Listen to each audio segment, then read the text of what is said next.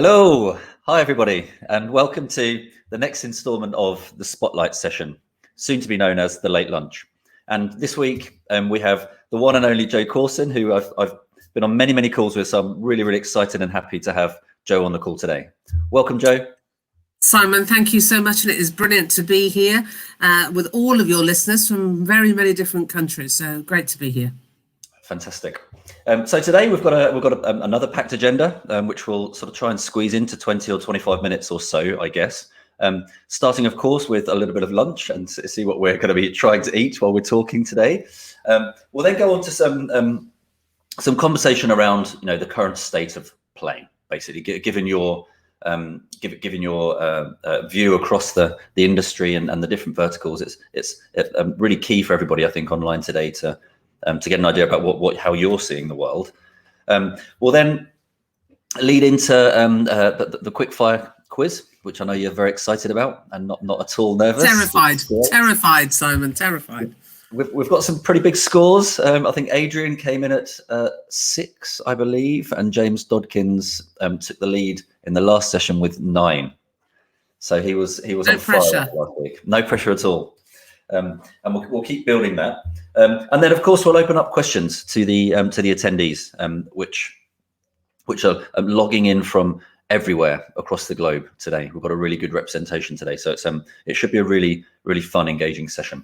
So let's push on, and without further ado, show me your lunch. Okay, so today I was saying, Simon, I don't normally eat a lot of lunch, so I've got a bit of apple, a bit of cheese, and a bit of biscuits, and I will try desperately not to get crumbs all over the place and upset my IT guys over the whole kind of system. But yeah, it's trying to be relatively healthy. I don't know about everybody else, but during lockdown, I think I've been eating too many naughties and probably not enough kind of healthy things, Simon. But I'm doing my best. What about you? What have you got on your plate? I'm just a pretty standard tuna on sourdough, which is mostly eaten, actually. I generally have the same thing every day, and I've got a bit of a routine where I try and jump on the indoor trainer and just have a bit of a play around on the fitness bike, basically, for lunch.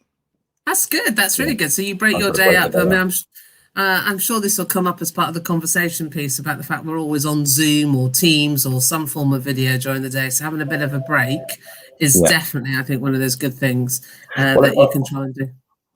Definitely. I think you look at that, just that market in itself, the kind of, the at-home fitness market has just absolutely ballooned, hasn't it?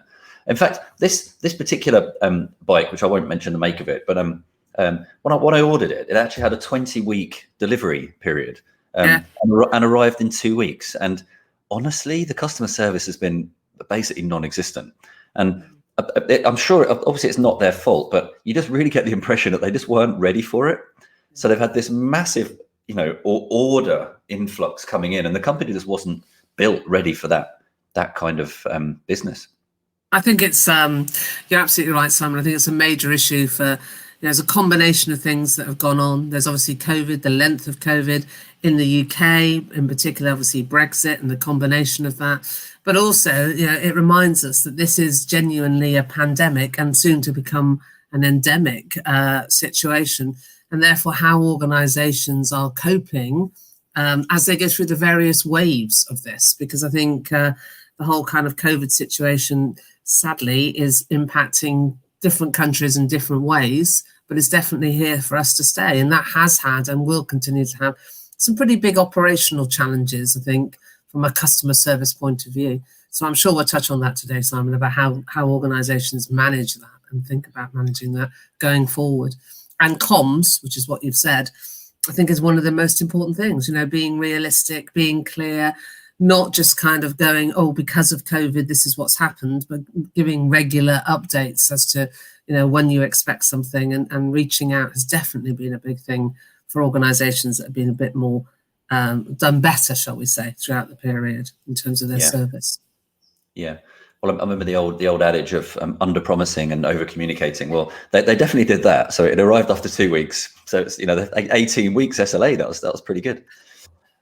So I'll totally take your point as well, and it's very difficult because each country and regions within the countries are each having their own, almost their own version of the pandemic, and that makes it really difficult. So our hearts and minds go out to all of those countries that are really struggling at the moment. It's very difficult. So if we just, for example, take just that example we were talking about there with with sort of delivery times or communication, what do you think are some of the leading indicators that we are maybe seeing around customer engagement? What are the things that we, and maybe also the lagging indicators, but what are we seeing in the market that would sort of give us that information? So I think absolutely the whole last 12 months have been a bit of a roller coaster for organizations. A couple of things that have come out that are good though, Simon. Certainly we've seen in a number of cases, I think us as customers and consumers realizing just how important customer service is and the impact that great customer service can have on us. And the sort of changes I've seen have been more around us as, well, I suppose, positive and not so positive. So us as consumers, I think our expectations have now returned to, well, I need it and I want it and I want it now. So there's a heightening in terms of expectations, in terms of the customer experience, and less tolerance. And I think we have seen that. And because we've all been impacted to various degrees because of COVID, as I said, our tolerance, our desire to get things delivered in a timely fashion is definitely some of those sorts of kind of challenges. Now, positive indicators, the things that we look for as organisations that have done well during this time. Some of the more traditional brands in the UK in particular have done well, Simon, but the things that they are doing well is they're doing the right thing. So they're being open, they're being honest, they're transparent in their communications, they're clear in their communication, they have quite a reassuring tone, and they do plenty of outreach. Even if the news is not positive, even if they're saying you've got to wait 20 weeks for your furniture or your bike or whatever it is, there is something about being really clear and honest in your comms, and those organisations that have done that have been really well received. Those that have also, I think, really demonstrated that they are trying to make my life easier. So not making me jump through endless hoops and trying to, have some empathy with me and understand perhaps the kind of issues or challenges I have as a customer. Those I think have done better. So we're talking about the culture really of an organisation. But I think, if you look at the state of customer satisfaction overall, it increased during the initial stages of COVID, then went through a period actually where it fell. It's going to be really important for those countries that are coming out of their last waves to really kind of focus on this to try and move things, more positively. Because one thing's for sure, Simon, we'll remember, won't we, the brands, the organisations that helped us, and we'll also remember the organisations that didn't. Well, so this is going to be my next. Yeah, that was going to be my next question actually, because given that essentially the high street closed down. And in many parts of the world, it still is closed down. But, we then saw this kind of surge of companies doing some really cool stuff, video customer service and, much better engagement through WhatsApp and other channels. I guess the question is to you, how do companies continue to innovate and, or do they go back into how they were previously and, drive revenue through the high street? I don't know. How are you seeing the world there? So I think hopefully we'll never go back completely to how it was, is my honest view. And I think as customers, consumers, we know that also as colleagues, we don't want to go back to some of the things that we used to do. So for me, really trying to, I suppose, do the best of both worlds. So really thinking about what does great customer experience look like? Well, it feels like you care about me. It feels like you are engaged with me. So I think we'll see a future of what we've always called blended, much more virtual. So I want to be able to, go into a store and see, like in a hairdresser's, what would my hair look like if it was pink, and using virtual tech in terms of that way. I think we'll see a combination of virtual catwalks. We've seen those sorts of things again in the fashion industry. I think we'll see an opportunity for more interaction so I can vote for things. So it becomes more like a theatre.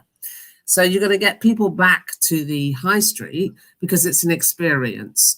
And, there's a balance between some things that you just, are transactional, you don't need to talk to anybody, you just want it quickly delivered, then that's great.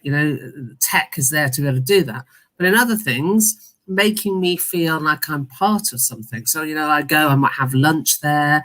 I might go and watch as we say, a catwalk, then go shopping. I might go and watch a cookery demonstration and then go and buy the pots and pans and the food that goes in that. That's great.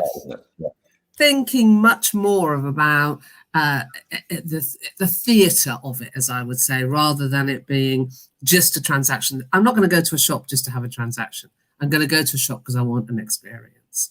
And I think that's quite big, but that is also the same in other industry sectors. So I think thinking about what's transactional, which we do want, which is just speed and quick and convenience, and that is really, really important. And often, Simon, we over egg what I'd call the fancy things and forget that the basics are equally important. If I promised to phone somebody back, if I promised to do a live chat, I was in a so-called live chat last week, and it took over 30 minutes for me to get to the front of the queue of the live chat. That's to me not a live chat, No. So I think there's some really interesting things that we just need to balance, both being transactional but also creating the experience or the theatre, as I think I see that. Yeah, I agree. I remember chatting to Adrian Swinsko a few weeks ago, actually, and he called it muscle memory. The organizations have to get used to working in this kind of fashion, and it kind of brings me on to quite a good example, actually. You noticed that I had a puppy. Indeed. Well, actually, when I was trying to buy him a new harness, I went to a very well-known online pet store, and they'd run out of the size.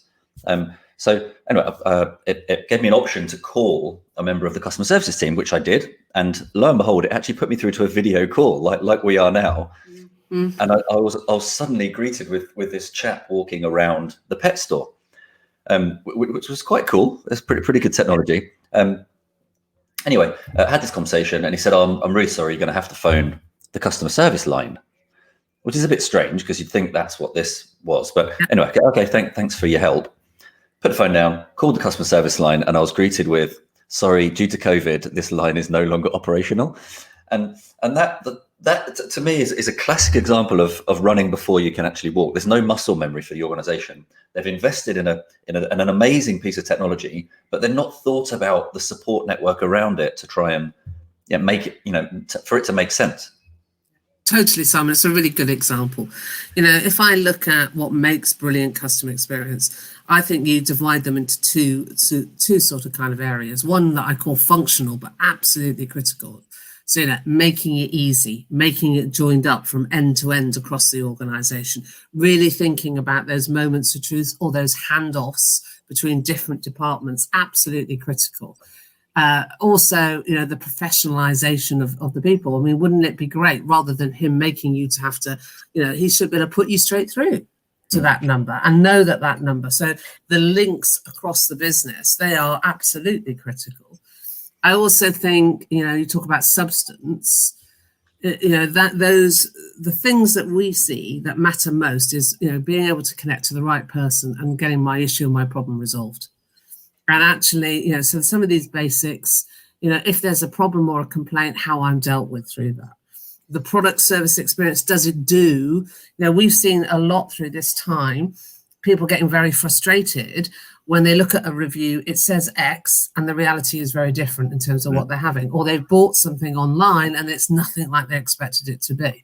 So that fulfillment is, let's not get away from it. We can do lots of whizzy, exciting things with video and all sorts of kind of stuff, but the fulfillment of what I'm expecting is equally important, if not 100%. Classic example again was what last year during lockdown over the summer. Obviously, garden furniture was at a premium. Let's say. Yeah. And I the same thing. Ordered garden furniture, and only half of it turned up. And then I then went back retrospectively to have a look at the reviews, and all the reviews said the same thing: amazing furniture, but the delivery was terrible. There's damages. They couldn't return it. They were half arrived. So again, it's just that fulfillment piece is so important, isn't it, to be able to scale really and grow the organization. And stock levels, and we completely understand with everything that's gone on. Supply is a real issue, But I think, and also some of the biggest frustrations is you order something online, Simon, and then you get to the end and then they tell you it's going to be, 6 months before I get it. Whereas just be upfront, be honest about it, explain where the situation is, check in regularly. If I look at other sectors, some of the things that I think have gone well during this period and things we want to build on is that ability to kind of check in with me. Is it what you expected? Is there anything more that we can do? What have been a particular challenge or a problem? It's really important to me to recognize that probably as consumers and customers, we are more vulnerable than we've ever been. We're more stressed than we probably have ever been. We're more anxious. And again, what do organizations need to do? I think recognize that, genuine empathy, the ability to connect, the ability to listen to you, to hear what you're actually saying, and then, complete that. So some of the basics, what COVID has done is some of those issues were around before COVID. But what it has done is it's marked or made some things more acute. And as we said, the organizations that do well are those that get the, making it easy, being transparent, clear on their communication, well-trained professional people, but also think about how do I feel as part of this? And the ethics, the emotional connection, the doing the right thing, I think have become more important and will continue to be more important. Our research shows that on trust. What are the things that are trust breakers? Where we dual price, where we have what we call fake news, or where we have paid for reviews. Just don't do it, guys. I think that's a really important thing. Stop selling and focus more on servicing, because those organizations that service well will be the ones that will survive and be here in the longer term. Yeah, exactly. Which just reminds me, actually, I'll give a very, very quick plug. We're hosting an amazing interactive event later in the year, actually, called On Festival, and that's purely focused around people first, customer engagement companies, with some amazing speakers and attendees lined up. So I'll be sure to send you an invite for that session, because it's absolutely key. If you can get that first piece right, then the rest will fall into place. Which actually brings me on to another interesting topic here, which is if we talk about getting the people piece right, how on earth do we then start implementing chatbots and automation? Because that sounds like a nightmare, and we've all been on the wrong end of automation and chatbot. But at the same time, if implemented right, surely that's the way forward, isn't it? And I think absolutely. I mean, in the world that we are in now, we're always being short of time. So you're trying to make things easy for the customer or the consumer. And there are definitely, circumstances where the tech automation absolutely does support that. But there are some, you'll know this, Simon, there are some obvious no-nos. If I've filled in my information once, don't make me do it 13 times. Don't promise me something or make me hang or wait for things. Make sure that the direction is smooth and I'm in the right place. Because so often, I mean, you mentioned some of the experiences you have, you go through the whole kind of front-end chatbot and direction, and then you get there and say, if you didn't want furniture delivery, then ring this number. Well, I've come through this route because that's the way you actually directed me to. So I think, the reality is, and I think I've said this many times and I'm probably well known for it, tech definitely has a key part to play in our lives, and making it simple and smooth and easy is absolutely critical. However, there are times when a human being and a conversation absolutely really matters. And anything that's deeply personal, anything that I'm really genuinely feeling vulnerable about, or anything that we really think could be really, really important, then we really need to think about how we interact and we make sure that our people feel comfortable with that. Because what we're asking, I guess, Simon, is the conversation with the agent now, when you're having that conversation, is often much more complex than it used to be. Yeah, I totally agree with that, by the way. And actually, that move suddenly from working in a let's say a call center environment to working at home was, I mean, it was a pretty crazy move for many organizations. But for those organizations that pulled it off, they were doing something a bit different. They were looking at the people first. If we look after our people properly, then they'll deliver the service we expect to our customers.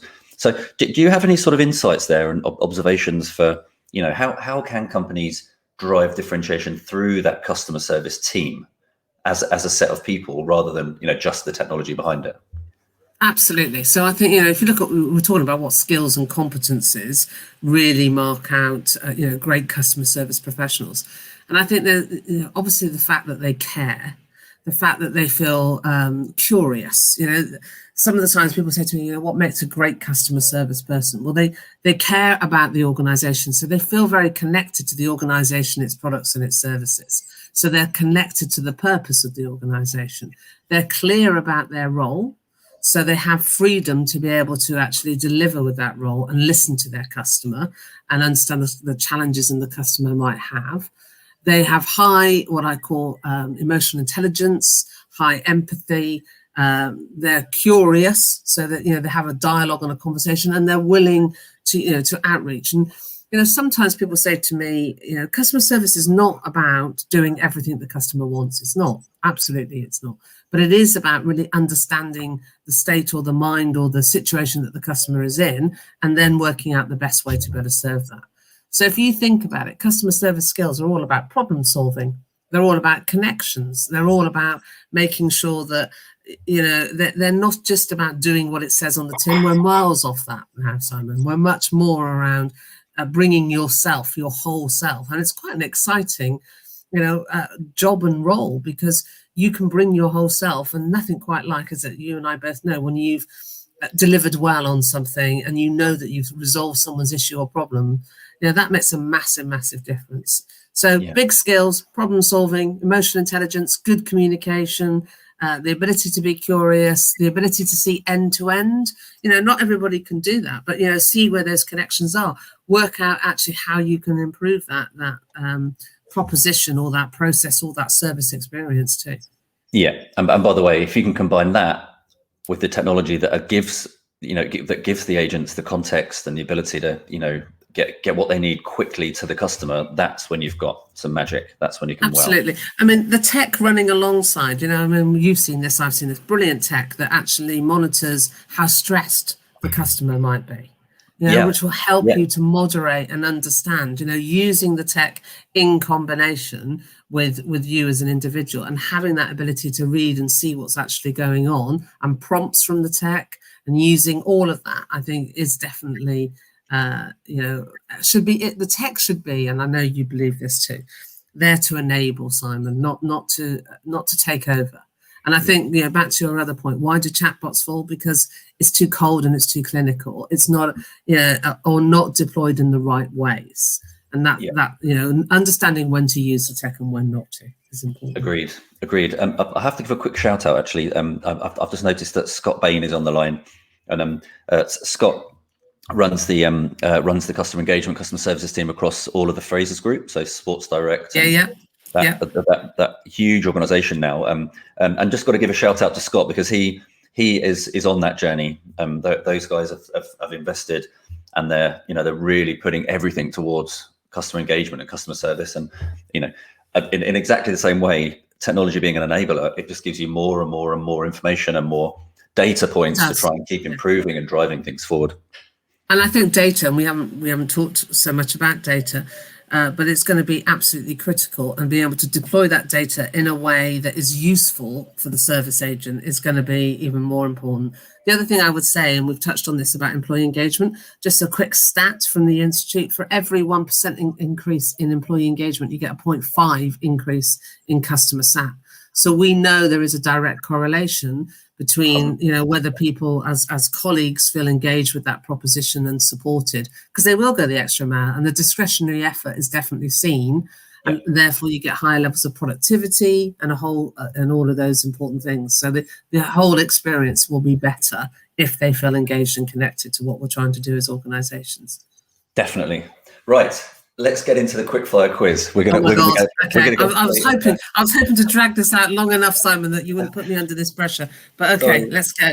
I have no idea. I've been given no briefing, guys. I've had no idea what question Simon's going to ask me. But here we go. Well, all you need to know is that we have 90 seconds timer, and we have a set of questions ready for you. And this is revenge, Simon, isn't it?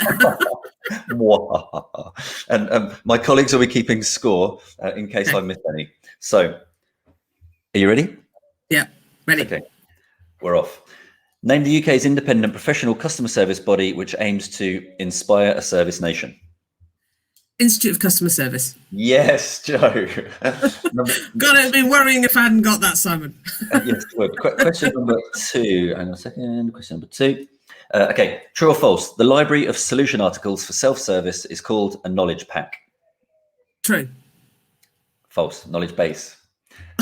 True or false? FCRR in customer service stands for first contact resolution rate. Yes, true. True. Yes, it is true. Number 4. Can you name the late ex-CEO of Zappos? No. Tony Shea. At the end of March, which supermarket announced it would be launching its first ever loyalty scheme in 72 years? Waitrose. Oh, no, Asda. Asda are I'm not going doing for very it. well here, Simon, I told you. Sorry, next time. Trustpilot is a consumer review website headquartered in which city or which country? US. No, Denmark. With a big office in London, actually. Anyway, can you guess how many? Oh, this is a good one. Right.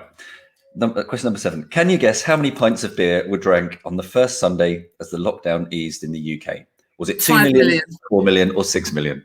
6. Yes. 6 million. Of course, it was 6 million. It's the UK. Okay, we've got time for another couple. So, because I messed up at the start. Right, here's one. Which supermarket chain faced a huge customer backlash after announcing it would not deliver newspapers with its morning orders? You've already said this answer. Okay, so this will be either Waitrose then. Yes. Yeah, Waitrose used to deliver a newspaper with their morning orders, apparently. Number 9, final question. Which CX expert wrote the famous book, Customer What? The Honest and Practical Guide to CX? No idea.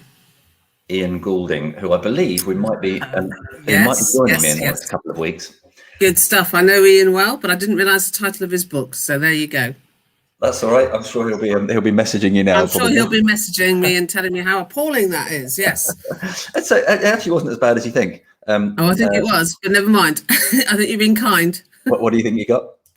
I probably got 4 or 5, maybe. Yeah, you got 4. 4 out of 9. That was a good effort, though, because there were some really tricky ones in there. So, listen, we've got a couple of minutes left. So I just want to pick up on a couple of questions. We have actually had a lot of questions on the from the viewers, from the audience today. So I just want to pick up on a couple of them. Let's just pick this one here. So what is the most significant change in customer behaviour in the past year? Okay, so I think it's quite divided, but I think reassurance. Probably spending less. You know, we've got a bit of a polarization going on. We've got some people that have got more money because they've saved, and we've got obviously those that are not in that financial position. But I think we're more mindful in our purchases. We're more thoughtful about what we're doing, and we're probably buying less stuff. So less stuffification, and more about actually thinking more thoroughly about what we're going to do with the things that we are buying. I'll tell you what's happened for me, which is kind of strange. When lockdown in the UK first happened, I sort of my brain went into savings mode, and I don't need to be signed onto that, and I don't need to be paying money for that, and so I sort of went into that sort of mode. And then gradually over time, I've kind of reversed it, and I'm now exactly where I was, if not spending more money. I tend to find myself constantly browsing Amazon or other websites looking for things to, I don't know, entertain me or something. It's bizarre. But I think that's because we're looking for things to entertain us.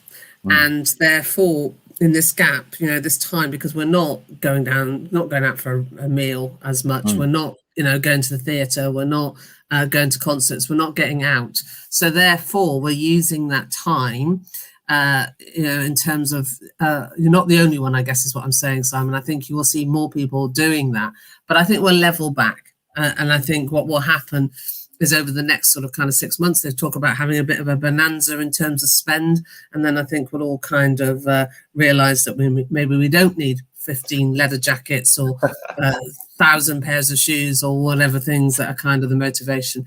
I think the other thing too, it's about rewarding. So we're all working very hard. So we reward ourselves with a small gift or a small, if we can purchase. You will notice that chocolate sales go up hugely at a time of crisis. It definitely has in our house, I can assure you. Well, every night there'll be a rustling of a chocolate packet somewhere in the house. There's a little treat always. We look for treats, definitely. Yeah. Well, listen, I think you've all rewarded us today with half an hour of your time. So I'd just like to say thank you very much indeed to Joe. Really appreciate it and look forward to speaking with you and meeting you again soon. Likewise, Simon, always great, and all the very best to all of your listeners. Thank you. And thanks everybody for logging in. Really appreciate your time and your questions and your efforts. And we'll see you again in 2 weeks for the late lunch. Thank you. Thank you.